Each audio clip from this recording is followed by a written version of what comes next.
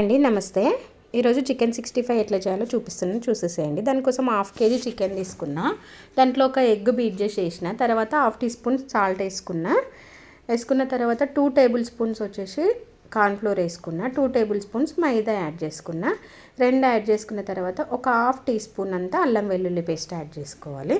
తర్వాత కొంచెం food colour add చేసుకొని మంచిగా కలుపుకోవాలన్నమాట. అన్ని ముక్కలకు పట్టేలాగా మంచిగా కలుపుకొని ఒక 1/2 అవర్ లేదంటే 1 అవర్ పక్కన పెట్టుకోవాలి. పెట్టుకున్న తర్వాత 1/2 అవర్ తర్వాత ఇట్లా డీప్ ఫ్రై చేసుకోవాలన్నమాట. ఆయిల్ మంచిగా కాగిన తర్వాత ఇట్లా ఒక్కొక్క పీస్ వేసుకొని మంచిగా డీప్ ఫ్రై చేసుకోవాలి.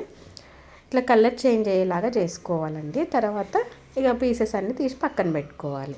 పక్కన పెట్టుకున్న తర్వాత ఇంకొక కడాయి తీసుకొని ఆ కడాయిలో ఒక 1 టేబుల్ స్పూన్ ఆయిల్ యాడ్ చేసుకొని చాప్ చేసిన గార్లిక్, తర్వాత పచ్చిమిర్చి, ఆనియన్ 3 వేసుకోవాలి. 3 వేసుకున్న తర్వాత కొంచెం వేగనీయాలి, కొంచెం లైట్గా, మరీ మాడకూడదు. తర్వాత కరివేపాకు యాడ్ చేసుకోవాలి.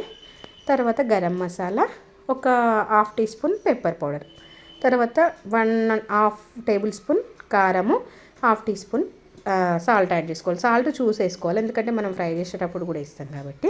తర్వాత మజ్జిగ, పెరుగు గట్టి కాకుండా కొంచెం చిలికిన పెరుగు వేసుకోవాలి. వేసుకొని ఇట్లా కొంచెం ఎట్లా అనంటే ఒక చిన్న పొంగు వచ్చేలాగా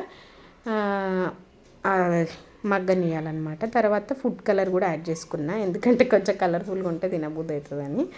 ఇంకా మీకు ఇష్టం లేదు అంటే కలర్ అవాయిడ్ చేయండి. ఇట్లా దగ్గరికి వచ్చే వరకు వేయించుకోండి. ఇది చూడండి, ఇప్పుడు మంచిగా అయిపోయింది కదా ఆయిల్ పైకి వచ్చే వరకు. తర్వాత కొత్తిమీరతో గార్నిష్ చేసుకొని తింటే సూపర్ ఉంటుంది chicken 65. Thank you for watching. Try చేసి చూడండి, చాలా బాగుంటుంది.